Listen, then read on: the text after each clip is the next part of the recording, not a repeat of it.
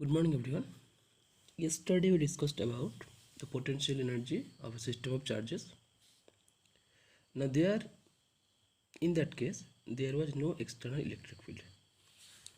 Now suppose there is a pre-existing electric field and we bring some charges in that field. So what will be the potential energy of the charges? So let us assume that there is a region where the electric field is E, say. It may be uniform or non-uniform. Okay, let's say uniform. Okay, the electric field is E, and also let us use a coordinate system. Say the electric field is in this direction.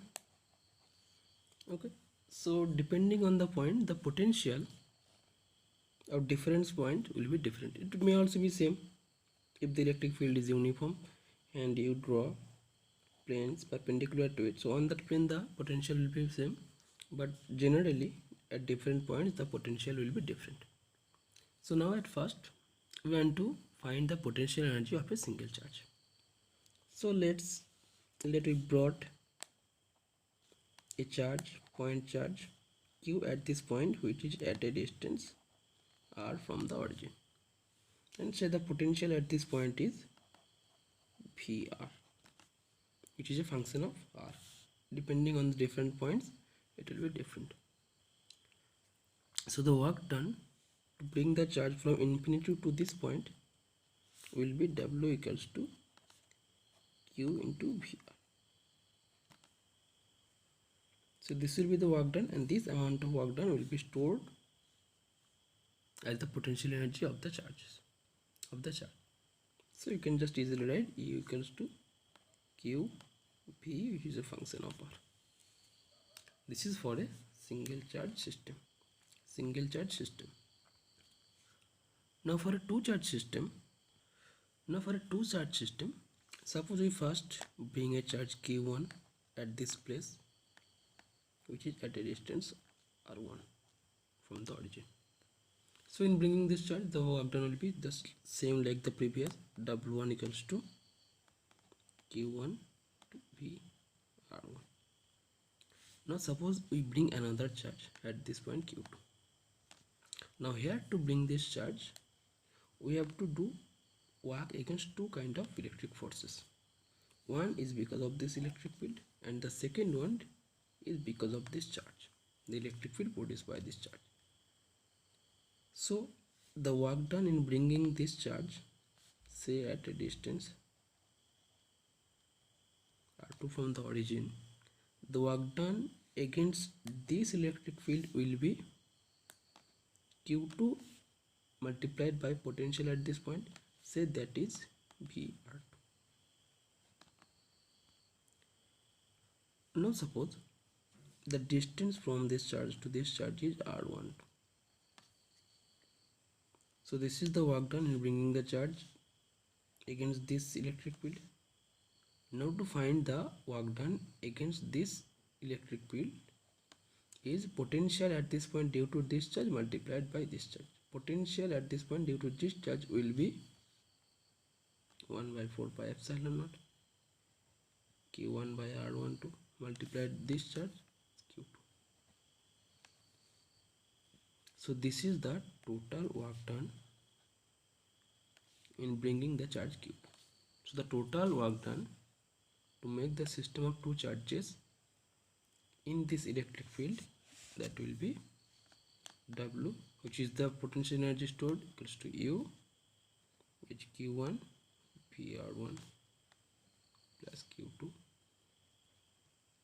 VR2 plus 1 by 4 pi epsilon naught Q1 Q2 by R1. So this is the expression in case of there is an external electric field. Now we are going to find out the potential energy of a dipole in an external field. So let us assume that there is a uniform electric field, say E, and a dipole is placed there. We already know the torque formula.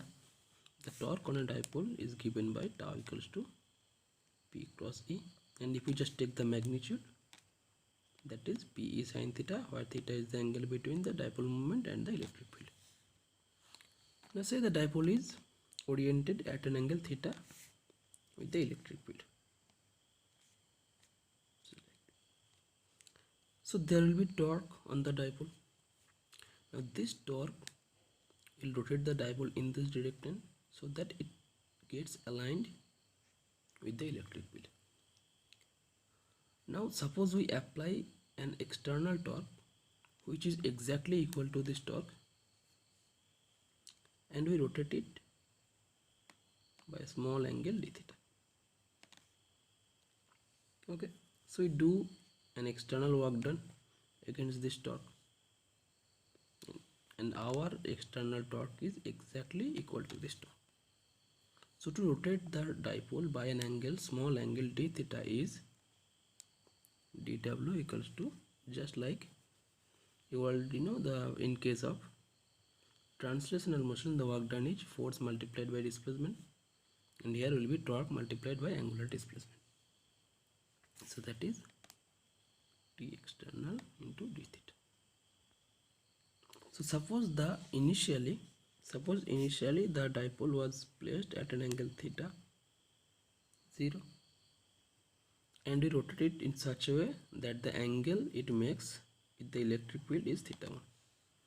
So the total work done to rotate the dipole from its position theta 0 to theta 1 will be W equals to integration theta 0 to theta 1 tau ext d theta. Just put the value of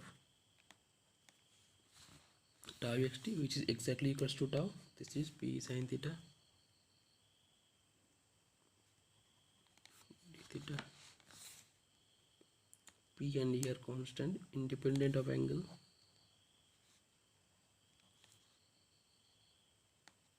Now integration of sin theta is minus cos theta.